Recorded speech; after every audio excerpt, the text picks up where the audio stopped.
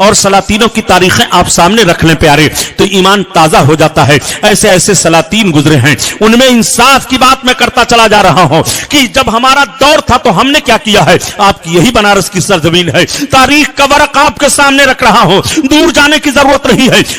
بنارس کے مسلمانوں غالباً آپ کو تاریخ یاد ہوگی, یہی دور عالمگیری ہے. دور عالمگیری میں ایسا ماحول برپا تھا کہ عدالتوں میں قاضی متعین تھے, شرعی حکومت کا معاملہ تھا, ہر طرف ان سے اسلامی انصاف اور اسلامی قانون کا نفاذ تھا. دور عالمگیری ہی تو ایک ایسا دور ہے کہ اس دور میں ایک فتوے کی کتاب ترتیب دی گئی جسے فتاوی عالمگیری کہا جاتا ہے.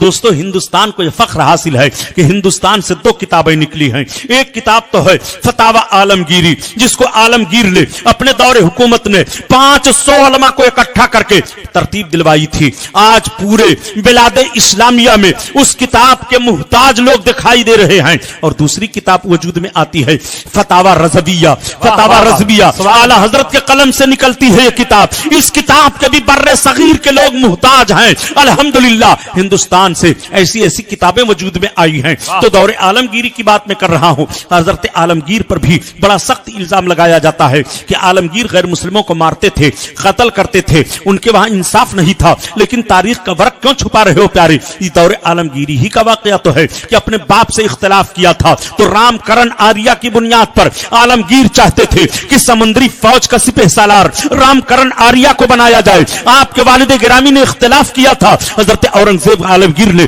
اپنے باپ کی اس بات کو انکار کر دیا تھا ماننے سے. یہ تاریخ کیوں چھپا رہے ہو؟ آپ نے فرمایا تھا ابا حضور صلاحیت اس کے اندر موجود ہے, اس لیے صلاحیت کی بنیاد پر فوج کی قیادت اس کو دی جائے. الزام لگایا جاتا ہے کہ عالمگیر غیر مسلموں کو مارا کرتے تھے. غیر مسلموں کو عالمگیر مارتے نہیں تھے. عالمگیر نے ہندوستان میں انصاف کا چراغ جلایا تھا, انصاف کی روشنی پھیلائی تھی, انصاف کا ماحول قائم کیا تھا. یہ دور عالمگیری کا معاملہ ہے کہ جب دہلی کے لال قلعہ میں اپنے سر پر تاج شاہی رکھ کر کے اس تخت پر بیٹھنے لگے تو آپ نے اعلان کر دیا تھا کہ ہاتھی کی مورتیاں تخت شاہی پر بیٹھنے سے پہلے پہلے عالمگیر کے قلعہ کے دروازے سے توڑ دی جائیں, غیر محرم لڑکیاں قلعہ کے اندر سے نکال دی جائیں, شراب بند کر دی جائے, گانجے اور بھانگ کی کھیتیاں روک دی جائیں, رنڈیوں کو حکم دیا گیا تھا کہ شادی کر لیں یا تو ہمارے ملک کو چھوڑ دیں. یہ سب سے پہلا قانون نافذ کر دیا گیا تھا. دور عالمگیری کا انصاف بھی تو ذرا ملاحظہ کرتے چلیے. یہی عالمگیر رحمت اللہ تعالی علیہ ہیں. جب آپ کی حکومت کا شہرا ہوا اور قریب 50 برس کے آپ نے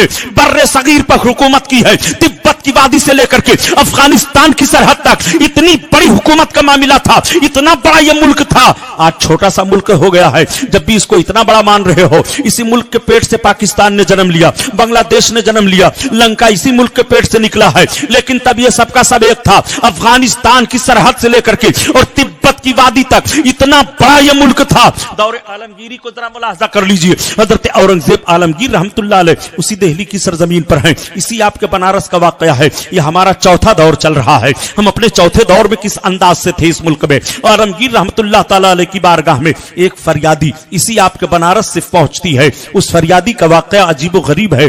بہت خوبصورت لڑکی کا نام شکنتلا تھا. آج بھی شکنتلا کی تاریخ بنارس کی تاریخ میں موجود ہے. شکنتلا کے باپ کا نام پنڈت لالا رام تھا. پنڈت لالا رام اپنے خاندان میں بہت ہی معزز تھا, بڑی عزت کی نگاہ سے دیکھا جاتا تھا. دور عالمگیری میں جب ابراہیم کوتوال اسی آپ کے بنارس کی سرزمین پر بھیجا گیا تھا, اس نے دیکھا تھا اور یہ سنا بھی تھا کہ صبح بنارس شام اودھ. بنارس کی صبح بڑی خوبصورت ہوتی ہے اور اودھ کی شام بڑی اچھی ہوتی ہے. اس نے جب دیکھا یہاں کے حسن پر تو اس کو نفس نے دھوکہ دے دیا. اس ظالم نے نہ جانے کتنی کنیاؤں کی آبرو لوٹ لی. اس کے کچھ ایسے دلال فٹ ہو گئے کہ حسین حسین خوبصورت لونڈیوں کو اس کے بنگلے پر پہنچا دیا کرتے تھے. جب پتا چلا کہ سویرے سویرے اسی کاشی ندی پر جا کر کے اسنان کرنے کے لیے شکنتلا پہنچتی ہے, مگر دھیمی دھیمی قدم چلتی ہے, اپنی نگاہوں کو نیچے کی ہوئے چلتی ہے. بہت خوبصورت لڑکی ہے. اس برہمن دوشیزہ کو گرفتار کر لیا جائے اور بنگلے میں کوتوال کے پہنچا دیا جائے, انعام و اکرام بھی زیادہ سے زیادہ مل جائے گا. دلالوں نے پلان بنایا اور جب کوتوال کو یہ خبر دی گئی تو کوتوال نے کہا कहा एक काम करो, पहले पालकी उसके दरवाजे पर लगा दो, अगर वो बेइज्जत भेज दे तो कोई बात नहीं है, अगर इस तरह से ना भेजे तब गिरफ्तारी का मामला अमल में आएगा। जब पालकी जाती है, पंडित लाला राम के कदम से नीचे से जमीन खिसक जाती है, रोने लगता है। उस बच्ची ने पूछा मेरे बाप रो क्यों रहे हो? बाप ने कांपती हुई जबान से कहा बेटी मैं अपने खानदान में बड़ी इज्जत से देखा जाता था, लेकिन आज हमारी आबरू पर हमला हो रहा है। मैंने सुना था कि हिंदुस्तान का सुल्तान आलमगीर बड़ा महाराज है, बड़ा शक्तिमान है, बड़ा इंसाफ पर सुल्तान है, लेकिन इसी बनारस पर कैसा कोतवाल इब्राहिम नाम का भेज दिया है जो न जाने तुम जैसी कन्याओं की कितनों की आबरू लूट चुका है। आज तुम्हारी इज्जत पर धावा बोलने वाला है। बड़ी चालाक लड़की थी, उसने कुछ सोचा और सोचने के बाद कहा पिताजी एक काम कीजिए, आप 1 महीने की मोहलत ले लीजिए और कोतवाल को खबर भिजवा दीजिए कि चूंकि मैं खानदान में इज्जत की निगाह से भेजा जाता हूं, तुम्हारे बंगले पर हमारी लड़की जाएगी जरूर, मगर दुल्हन बनकर के जाए, इज्जत की राह से जाए, शादी ब्याह की नौयत से जाए। इस तरह से हमें 1 महीने की मोहलत दे दो। चुनांचे ये खबर जब कोतवाल को पहुंची तो कोतवाल ने 1 महीने की मोहलत दे दी। लड़की ने अपने बाप से कहा कि बाप एक काम करो, मुगल शहजादे का लिबास हमें ला दो और हमें एक घोड़ा दे दो। मुगल शहजादे का लिबास बेटी क्या करोगी? बाप कुछ पूछो नहीं, मैं जो करना चाहती हूं मुझे करने दो, तब हमारी इज्जत बच पाएगी। मुगल शहजादे का लिबास बाप ने मंगवा दिया। उस शहजादी ने लिबास मुगल शहजादे का पहना, घोड़े पर सवार हुई। रात के सन्नाटे में इसी बनारस से वो लड़की चली थी और 1 हफ्ता चल करके दिल्ली जामा मस्जिद पर पहुंची थी। जामा मस्जिद के पास पहुंच करके एक किनारे खड़ी हो गई। सुल्तान का तरीका यह था कि जुमा की नमाज पढ़ने के लिए जब किला से निकलते थे तो नक्कारा बज जाता था कि शहंशाह हिंद नमाज अदा करने के लिए आ रहे हैं। भिखारियों की लाइन लग जाती थी, मजलूमों की लाइन लग जाती थी, फरियादों की लाइन लग जाती थी। सुल्तान की यह आदत थी कि नमाज पढ़ करके जब निकलते थे तो भिखारियों और मजलूमों की फरियादों को सुनते हुए जाते थे और सबको देखते हुए जाते थे। किसी का इंसाफ वहीं कर देते थे, किसी को दीवाने आम में बुलाया जाता था, किसी का इंसाफ देखभाल करके किया जाता था। इस तरह से सुल्तान ने हफ्ते में जुमा का दिन बाद नमाज जुमा मुतय्यन कर लिया था। फरियादियों की लाइन में एक मुगल शहजादा भी मजलूम बन करके खड़ा हुआ है। सुल्तान मस्जिद में दाखिल हुए, नमाज अदा करने के बाद नक्कारा बजा कि सुल्तान अब बाहर निकल रहे हैं। आलमगीर जब बाहर निकलने लगे, फरियादियों की फरियाद को सुन रहे हैं, इंसाफ देते चले जा रहे हैं। पीछे दस्ता लगा हुआ है। एक जवान के करीब सुल्तान आए। सुल्तान ने अपना इमामा उतार दिया और उतार करके दे दिया, बेटी इसे तुम अपने चेहरे पर ओढ़ लो। अल्लाहु अकबर इतना कहना था कि अगल बगल के लोग देखने लगे कि हम तो समझ रहे थे एक मजलूम शहजादा हमारे बगल में खड़ा हुआ है, मगर सुल्तान इसको कह रहे हैं बेटी इस चादर को ओढ़ लो और ले आओ। दीवाने आम से हट करके इस बच्ची को लाया जाए। चुनांचे उस बच्ची को ले जाया गया। सुल्तान फरियादियों की फरियाद को सुनते हुए जब दीवाने आम से हट करके हरम में गए और जाकर के बैठते हैं, उस बच्ची को सामने बुलाया। बच्ची की आंखों से आंसू गिर रहे हैं। सुल्तान ने कहा बेटी अपने आंसू को पोंछ लो, बताओ तुम्हारे ऊपर मुसीबत कैसे आई है, तुमने ये भेष कैसे बदल लिया है। उसने लरसती हुई जबान में कहा महाराज मैं आबरू की भीख मांगने के लिए आई हूं। सुल्तान ने कहा बेटी जुमला बदल दो, आबरू की भीख नहीं मांगी जाती है, आबरू की हिफाजत की जाती है। बेटी तुम्हारे ऊपर मुसीबत कैसे आई है? तो उसने रो रो करके पूरी दास्तान को बयान कर दिया कि आपने जो कोतवाल बनारस में भेजा है इब्राहिम नाम करके न जाने कितनी कन्याओं की आबरू लूट लिया है और हमारी आबरू पर हमला करना चाहता है।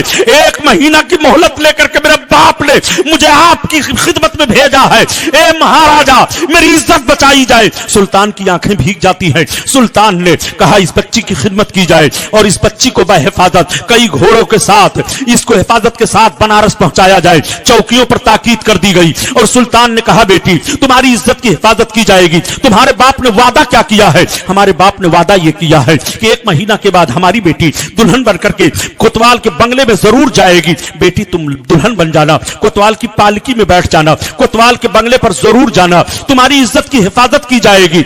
बेटी सुनती रही शकुंतला। बहिफाजत वो चल करके जब आकर के बनारस पहुंची, रात के सन्नाटे में अपने माँ बाप को रो रो करके पूरी दास्तान को बताया। माँ बाप ने कहा बेटी ये तो पहले मैंने कहा था कि तुझे दुल्हन बना करके उसके बंगले पर भेजा जाए, तो सुल्तान ने भी तो यही कहा है, तेरी हिफाजत सुल्तान कैसे करेंगे? लड़की बड़ी चालाक थी। उसने कहा मेरे बाप मैंने गिन लिया है 14 मरतबा मुझको सुल्तान ने बेटी कहा है और जो सुल्तान 14 मरतबा बेटी कहे मुझे यकीन यकीन है कि मेरी आबरू की हिफाजत करेगा, और किस अंदाज से करेगा ये तो आने वाला वक्त बताएगा। मगर सुल्तान ने जो कह दिया है, मुझे दुल्हन बनाइए, मुझे पालकी में कोतवाल की पालकी जब आ जाए तो जरूर मुझे बैठाइए, सुल्तान के खिलाफ ना कीजिए। माँ बाप राजी हो गए। वो तारीख आ जाती है, बंगले पर जाने के लिए कोतवाल के शकुंतला को दुल्हन बना दिया जाता है, पालकी लगा दी जाती है। शकुंतला भीगी पलकों की छांव में जाकर के पालकी में बैठ जाती है। उसके कारिंदे उठा करके कोतवाल के बंगले पर पहुंचा देते हैं। कोतवाल बहुत खुश है, आज बड़े इनाम इकराम बांट रहा है।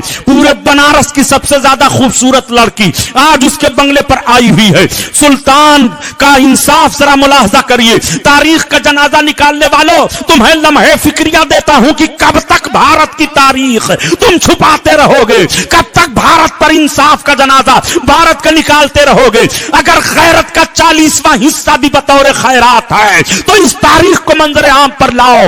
मुसलमान जालिम नहीं होता है, मोमिन इंसाफ दिलाता है और इंसाफ करता है। अल्लाह अकबर। आज कोतवाल का आलम यह है कि कोतवाल मुट्ठी भर भर करके पैसे लुटा रहा है। तब तक एक फकीर सामने गया, कोतवाल हमें भी कुछ दे दीजिए। कोतवाल ने एक मुट्ठी पैसा लिया और उसके दामन में डाल दिया। फकीर ने दामन को छोड़ दिया, पैसा नीचे गिर गया। उसने डांटा, कहा पैसा नीचे तुमने गिरा दिया। कहा कोतवाल साहब और दे दीजिए। एक मुट्ठी पैसा और डालना चाहा, फकीर ने दामन छोड़ दिया, नीचे पैसा गिर गया। जब तीसरी बार यह हरकत हुई तब तक फकीर ने एक थप्पड़ खींचकर कोतवाल के चेहरे पर मारा और अपने एबा के बटन को तोड़ दिया।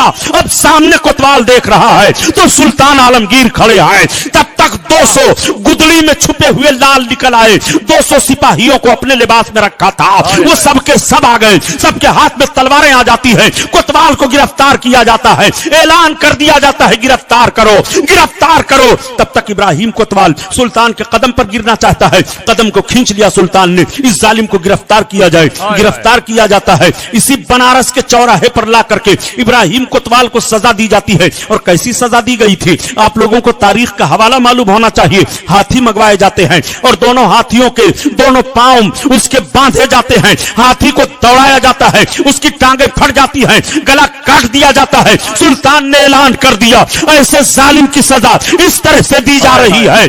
आज भी इब्राहिम कोतवाल की कब्र बनारस की सरजमीन पर पाई जा रही है। आप जाकर के देख सकते हो, यह तारीख है। औरंगजेब आलमगीर ने जो सजा दिलवाई थी, सजा दिलवाने के बाद आलमगीर शकुंतला के घर गए। इरशाद फरमाया बेटी शकुंतला पानी लाओ। वो पानी लाती है। आलमगीर ने उजू किया, उजू करने के बाद फिर कहा बेटी पानी लाओ। शकुंतला ने पानी दिया, आलमगीर ने पिया और पीने के बाद कहा बनारस वालों गवाह हो जाओ, जब से ये लड़की गई थी इज्जत के ताल्लुक से मैंने तय कर लिया था कि जब तक इसको इंसाफ नहीं दे दूंगा तब तक हलक के नीचे पानी नहीं ले जाऊंगा।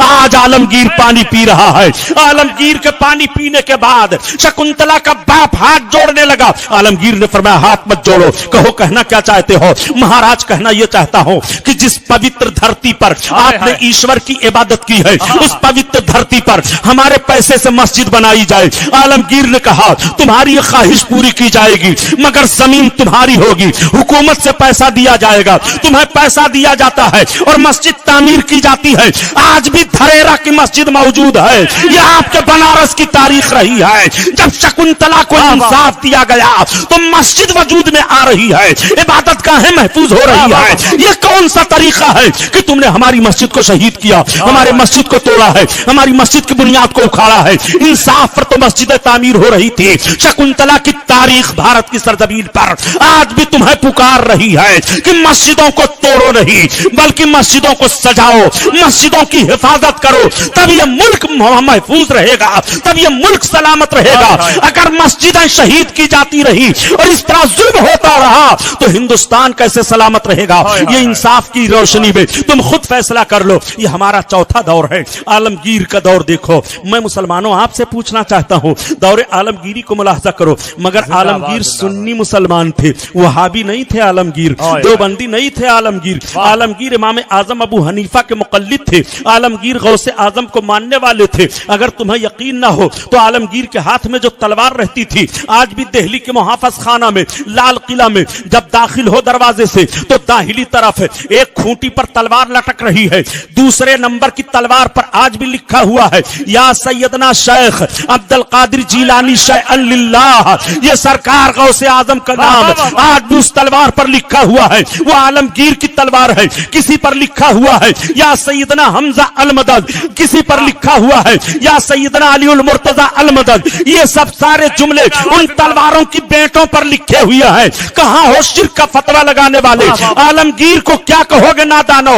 عالمگیر مقلد ہیں، اورنگزیب عالمگیر مقلد ہیں، امام اعظم ابو حنیفہ کے مقلد ہیں، حضرت محمود غزنوی مقلد ہیں، امام اعظم ابو حنیفہ کے مقلد ہیں، سرکار خواجہ غریب نواز مقلد ہیں، مخدوم کچھوچھا مقلد ہیں، حضرت مخدوم ماہمی مقلد ہیں، حضرت صابر کلیری مقلد ہیں، بزرگان دین جتنے ہیں یہ سب کے سب ہندوستان میں تشریف لائے، یہ سب کے سب مقلد ہیں، اس میں کوئی غیر مقلد نہیں ہے، اس میں کوئی وہابی نہیں ہے۔ میں پوچھنا چاہتا ہوں اے خوش عقیدہ مسلمانوں، وہ کون سی چاشنی تمہیں مل جاتی ہے کہ تم اپنا عقیدہ بدل دیتے ہو، اپنا مذہب بدل دیا کرتے ہو؟ وہ کون سی خوبی تمہارے اندر تم ان کے اندر دیکھ لیا کرتے ہو جو اپنے آپ کو وہابیت میں شمار کرنے لگتے ہو؟ معاذ اللہ رب العالمین۔ حضرت اورنگزیب عالمگیر رحمت اللہ تعالی علیہ سنی ہے، یہ ہمارا چوتھا دور ہے۔